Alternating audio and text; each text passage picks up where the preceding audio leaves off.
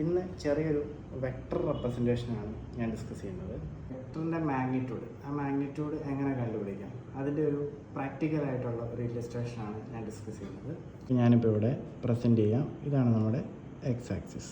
Okay, അതുപോലെ തന്നെ ഇത് നമ്മുടെ വൈ ആക്സിസ്, വൈ, ഇത് നമ്മുടെ സെഡ് ആക്സിസ്. ഓക്കെ, ഈ പെർപെൻഡിക്കുലർ ആയിട്ടുള്ള, ഓക്കെ, ഇവർ മ്യൂച്വലി പെർപെൻഡിക്കുലർ ആയിരിക്കും.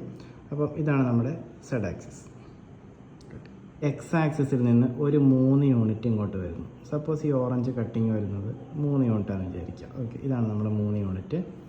അതുപോലെ തന്നെ നമ്മുടെ വൈ ആക്സിസിൽ ഞാനൊരു 4 യൂണിറ്റ് വരുന്നു. ഓക്കെ, സപ്പോസ് ഇതാണ് എൻ്റെ 4 യൂണിറ്റ് എന്ന് വിചാരിക്കുക.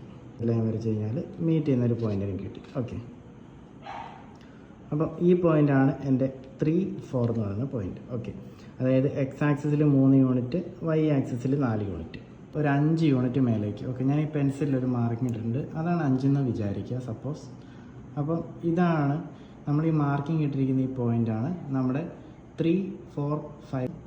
ഇനി ഞാൻ ഒറിജിനിൽ നിന്ന്, ഇപ്പം ഈ ബ്ലാക്ക് പെൻസിലാണ്, ഞാനിപ്പം ഒറിജിനിൽ നിന്ന് ഈ പോയിന്റിലേക്ക്, ഈ 3, 4, 5ലേക്ക് ഞാനൊരു ലൈൻ വരയ്ക്കുകയാണെങ്കിൽ ഇതാണ് എൻ്റെ വെക്ടർ.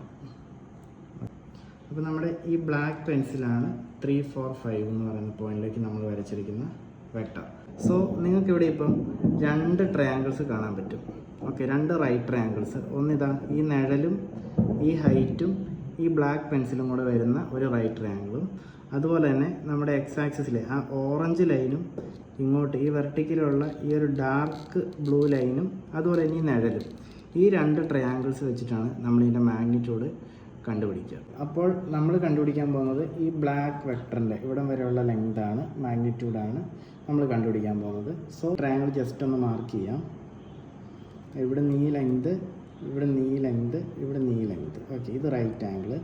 അപ്പോൾ ഇത് നമ്മുടെ ലെങ്ത് 4 ആണ്, ഇത് ലെങ്ത് 3 ആണ്. ഇത് നമുക്ക് പൈതഗോറസ് തിയറം വെച്ചിട്ട് കണ്ടുപിടിക്കാം. പിന്നെ അടുത്തത് ഇതാ ഈ ഹൈറ്റും ഈ ബേസും ഈ ഹൈപ്പോട്ടനസും വരുന്ന ട്രയാങ്കിൾ.